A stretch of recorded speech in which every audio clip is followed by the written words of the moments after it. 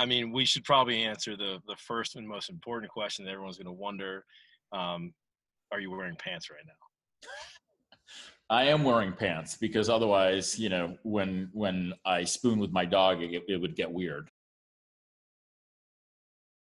A little bit of context for everyone. This is March 25th. And we are both in Columbus, Ohio, but obviously, if you read the history books, we are not sitting in the same room. And we are on shelter in place due to the COVID-19 virus outbreak.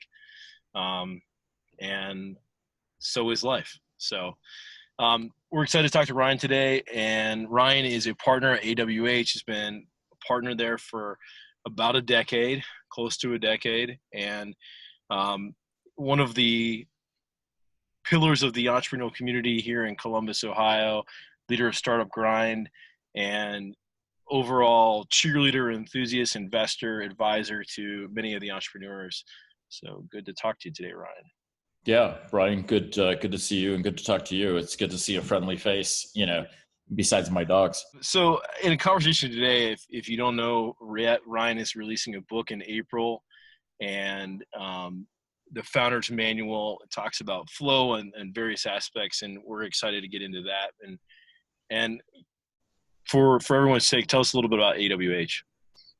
Yeah, so we're a software product and data consulting firm, and what that means is we build digital products for clients, really for any platform and in any construct. And we work with clients from startups to mid-market companies to enterprises. In some cases to help them sort of concept and validate and research what problem they're trying to solve and what solutions might make sense through the creation and production process of that product. And then we do some, as part of that, and then in some separate engagements, we do data engineering and analytics work with clients. That tends to lean a little bit more, at least it has tended to lean a little bit more mid-market and enterprise.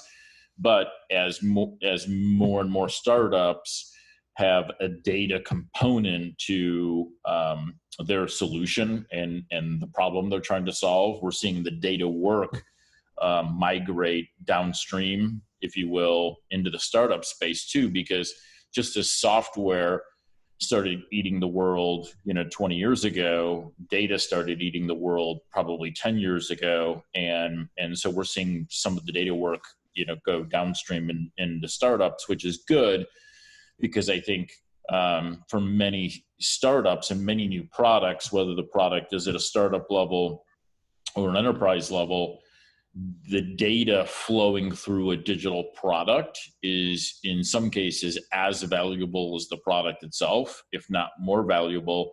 And the business model might be as much around the data and being able to make sense of the data and slice and cut the data as much as the product of the data and the sort of infrastructure that the data is flowing through.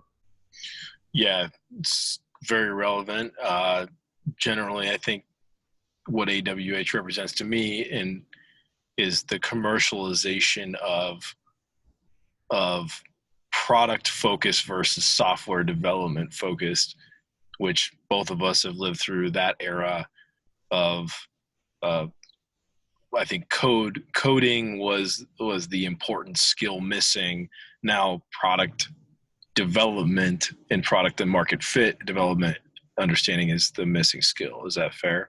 Yeah, totally. I think we've gone through a couple of maturations as part of the software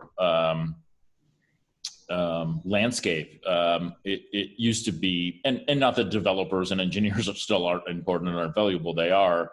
But I think when we first realized that, oh my goodness, we can build digital products and we need software developers to do that. And software developers, sat at the top of the mountain, and everybody revered software developers because it was all about the code. And it was all about how good is the code, how robust is the code, how scalable is the code.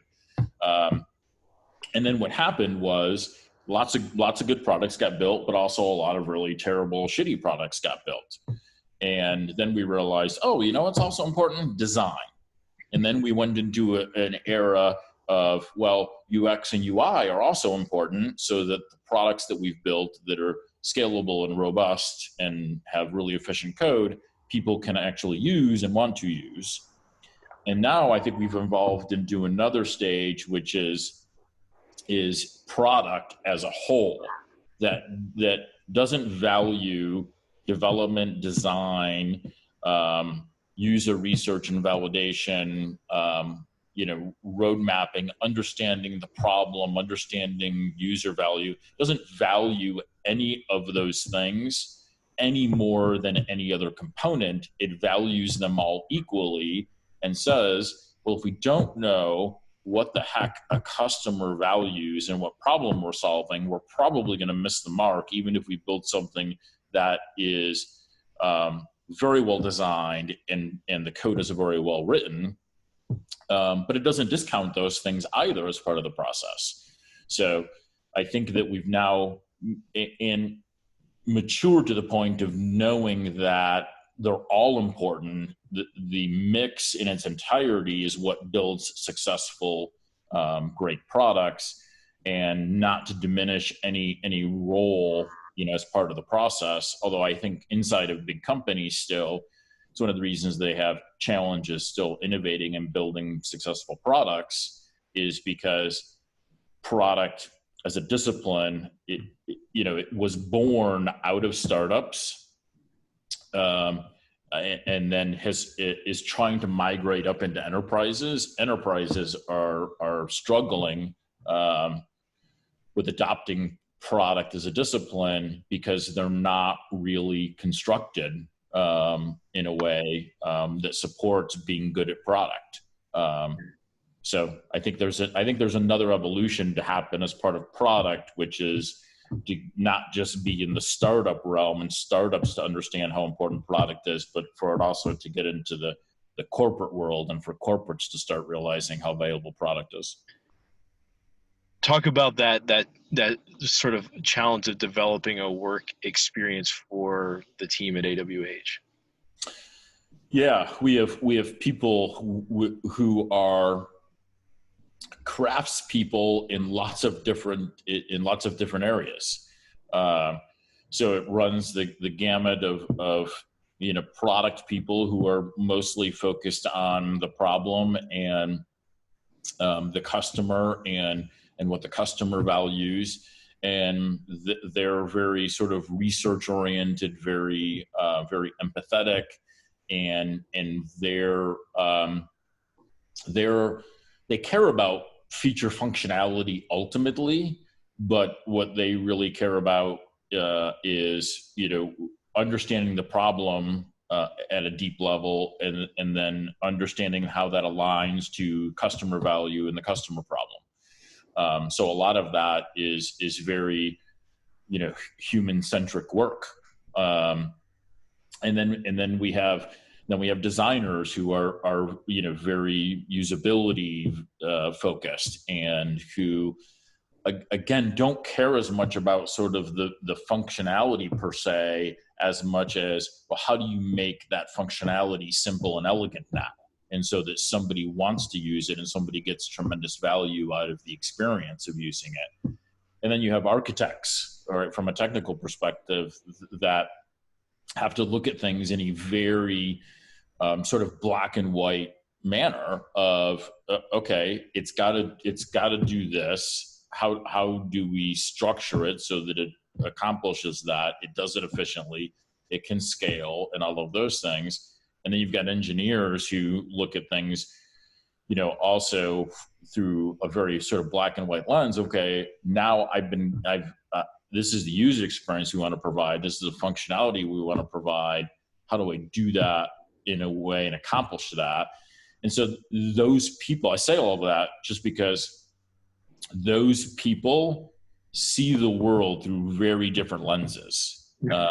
And even though they come together as part of our team on a client engagement and a client product, they're looking at the engagement and they're looking at the product through their lens of their craft and the way that they see the world, frankly, and the way they process things and the way they think. And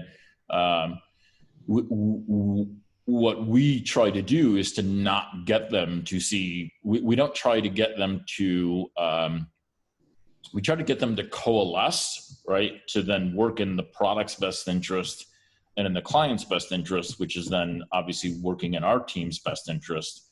But we try not to get them to what's the right way to say this? I was going to say assimilate, but we still sort of want them to assimilate.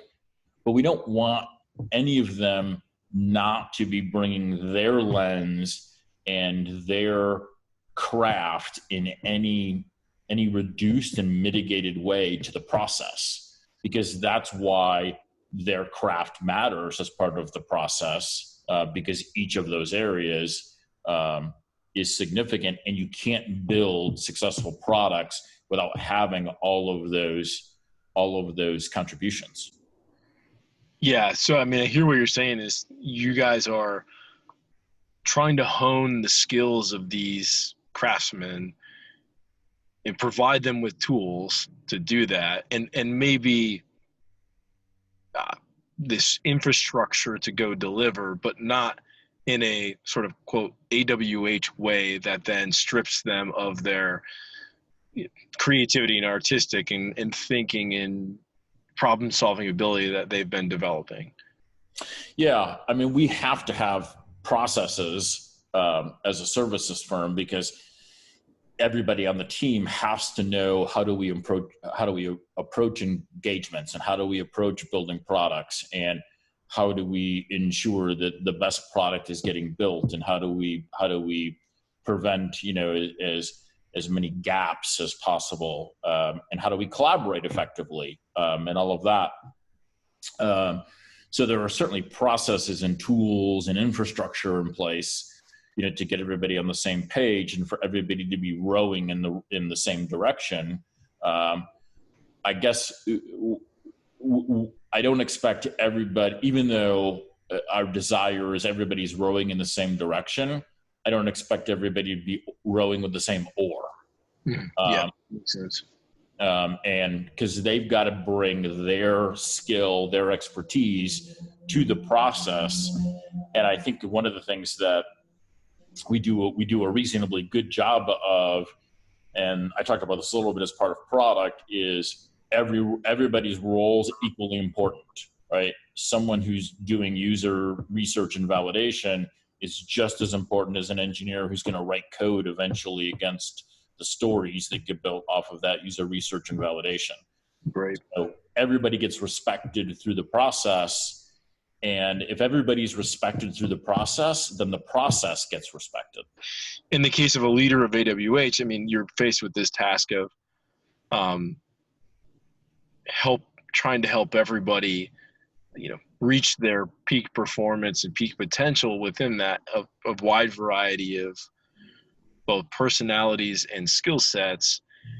So, if you think about flow and how you guys enable that, first I'd say define flow for us as the way you see it, and we'll get to how you help people reach that. I think flow is the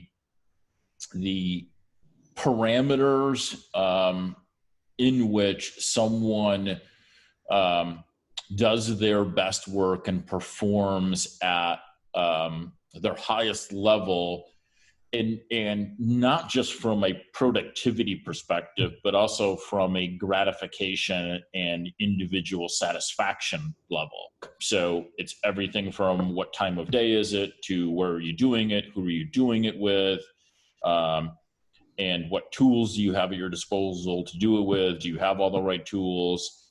What's your mindset? How sort of motivated are you? Are you well rested? Right?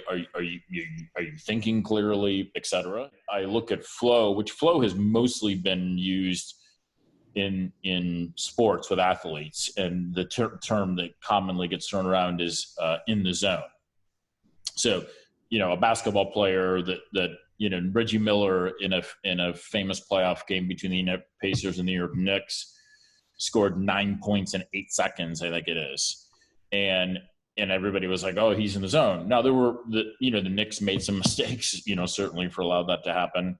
But Reggie was also sort of out of his mind and couldn't miss, right, during those 8 seconds. And so when we think about flow being in the zone for an athlete, it's what's in the zone for us from a work, in a professional perspective. I think that one of the things that people have given very little consideration to, especially professionally, is when do they do their best work, and what are those parameters around doing their best work.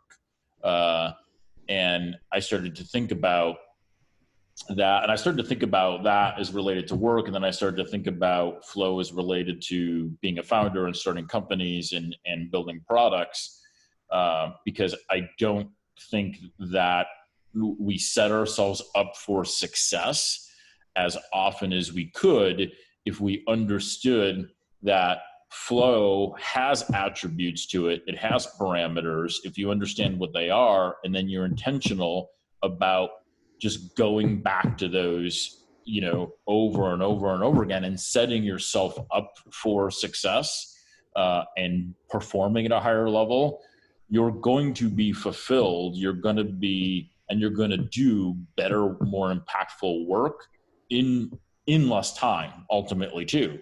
Putting yourself in the shoes, I mean, how often do you feel like you, A, designed to make that happen, and B, does it actually happen? Yeah, for me personally, I can achieve what I would consider a flow state about 3 times a day. Wow, that's good.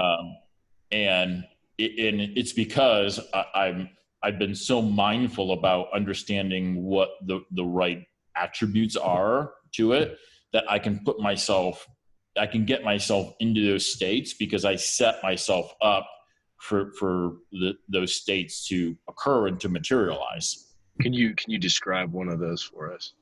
Yeah. So depending on what I'm going to be doing, then I know, where I should, and this is becoming more challenging with the current circumstances with COVID-19. But depending on what I'm doing, I know where I do that the best in terms of environment, what's around me, what's happening or what's not happening, the time of day, and my mindset and my sort of perspective of that task and that work. So I know that if I'm going to do a significant amount of writing, then that has to happen first thing in the morning, and it has to happen in an environment where there's a little bit of noise and there's a little bit of activity, because that a little bit of activity and that little bit of noise helps me focus on the writing and what I'm working on, and it actually helps crystallize what I'm working on, versus if it's completely silent, then I get distracted by the silence. Mm-hmm. But if I'm working on numbers, if I'm working on spreadsheets around forecasts and budgets and team, resource planning against, sales pipeline and that sort of stuff, then I need silence, because the numbers work for me has to happen when there's no distractions around, versus the more creative stuff of writing, I need distractions around. And I don't even know that any of these are unique. I think many people are probably wired like this, but I'm not sure people give enough thought to what type of work are they doing, and then what are the attributes around that work that are going to allow them to do the best work. And then I also build in, because I know I've got these 3 periods a day where I'm probably going to be really, really productive, and I'm going to feel really good about it. In between those periods, I sort of, I don't put too much pressure on myself to be uber productive outside of those 3 periods. And I think that's a misnomer that a lot of people also carry with them, is that, oh, I'm gonna work for 8 hours today, or whatever it is, and I need to be uber productive, and my expectation is I'm going to be uber productive for the 8 hours. Mm-hmm. Bullshit. Never happens. Nobody does that. Nobody can do that. So inside of understanding flow and achieving flow states, you've got to cut yourself some slack in between those flow sessions, so that you're re-energized and you can repurpose what you need to get into another flow state and have a really productive work session at a different time of the day. If you were going to give someone a tip on just sort of diagnosing their own ability to understand their flow states, how would you give them a quick study on how to try to figure that out? Yeah, I think they have to be mindful, and they have to start sort of tracking what they're doing, when they're doing it, what are the circumstances, what's the environment like, who are they doing it with, if there are other people involved, what the type of task is or work is, clearly what the importance of that work is. So is it one of their top 3 for a day, or is it not part of the top 3? That's an important consideration too. And I think they have to track it, and then they have to be really self-aware as part of doing that work and then tracking these things, to then be able to say, and to be honest with themselves, and to say, wow, I just killed that. And then be able to make a note. Here's what I was doing. Here's where I was doing it. Here's who I was doing it with. Here's the tools that I was using, et cetera, et cetera. And to say, I know now that when I do this with these people in this setting, et cetera, I get into a flow state. So I don't think there's any magic around it. I think it is like, I think everything else in life, it's intention and discipline. And so if you get intentional about saying, I want to do my best work, and I want to get into flow states around my most important work, then you have to start tracking that, being disciplined about tracking it, and then being disciplined about saying in the future, when I have to do this important work, I'm going to use the attributes I know that get me into a flow state around this work, and then you put those attributes in place. I would guess some people probably are doing that in other parts of their life. They don't even know it, right? Like you build a taste profile for food, and so then you gravitate towards certain experiences at restaurants and hospitality based on that. And so we've got a whole lifetime of a catalog in our head on that, right? So that's maybe more inherent, but also we are recording that in apps and things that we're using when we're booking things. And so there's probably those feedback mechanisms that are built into those products as well. But I'm guessing that we all probably don't realize it. We just never applied that to work in that way, to be such aware of our surroundings. Absolutely. No, I think you're spot on. I think that we do it a lot in our personal lives. I think we do it around, and I think we gravitate toward doing it in our personal lives around things that we enjoy. So food. I think if we go to some sort of show or a concert, right, we facilitate an experience that's going to give ourselves the best experience. So if you like being really up close so you can see the performers on stage, you're probably going to spend extra money to be there, et cetera. And you understand the attributes of that are going to give you sort of the most satisfaction coming out of it. We don't typically look at work in the same way. We don't look at work as being a tool of potential gratification and satisfaction. We look at it as something that we have to do, and therefore we don't apply the same attributes to it as we do things in our personal lives that we get great gratification out of. So to begin to conclude our session here, I want to just sort of acknowledge the coronavirus effect of work and for you and for AWH and the team. And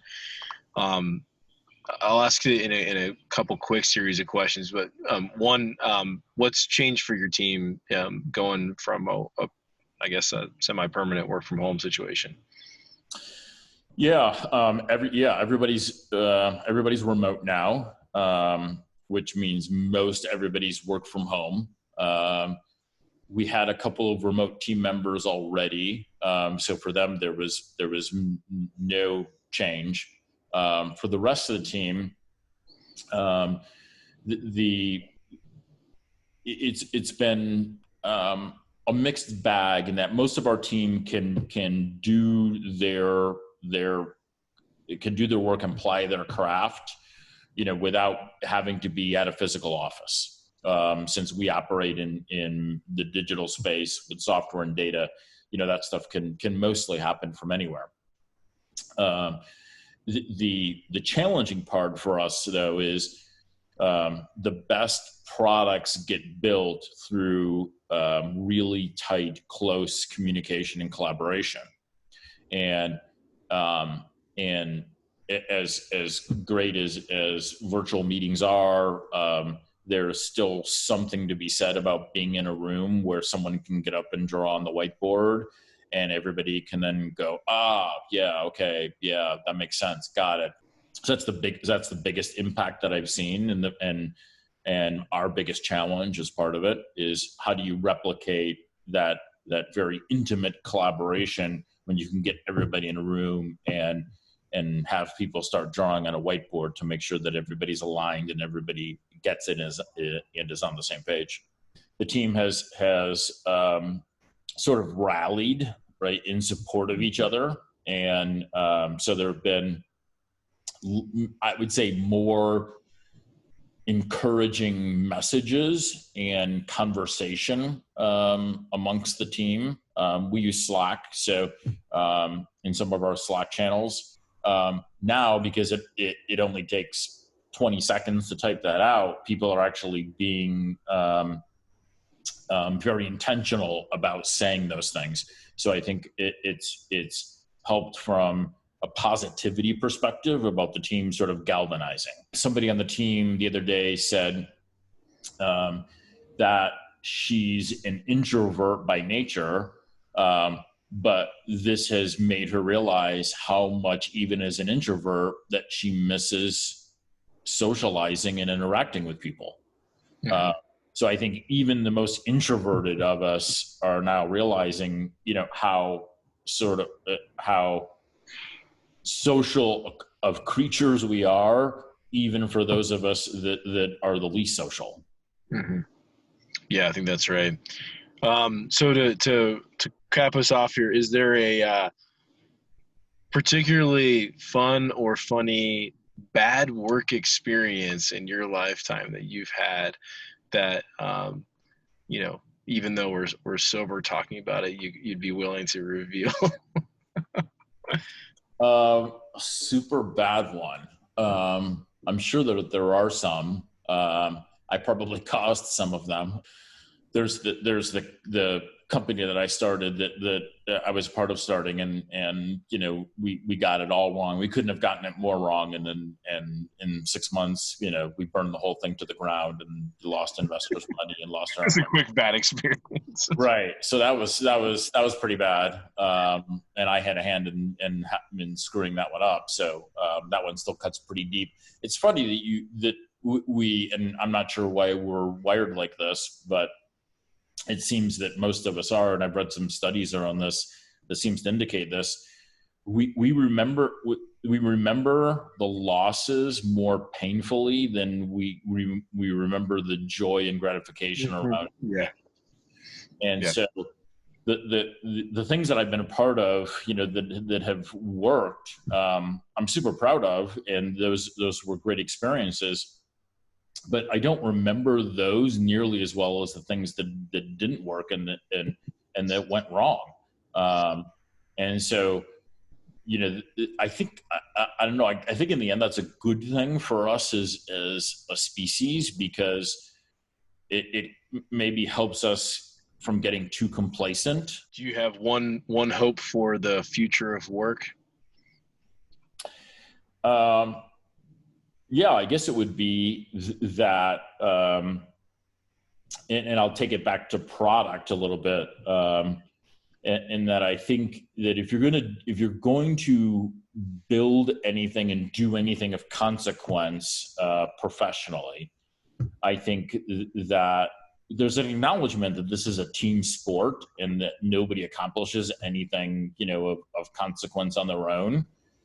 But I still see lots of situations where even though there is a team working on something, that not everyone feels respected at the same level, and not everybody has an equal contribution, right, and an equal voice. And there's somebody that is kind of overpowering or domineering, and that people just sort of, acquiesce to, and then, that's never the best, certainly never the best team setting. And I think a lot about, I like virtually all sports. So I think a lot about the analogies between sports and business. And I think there are a lot of them.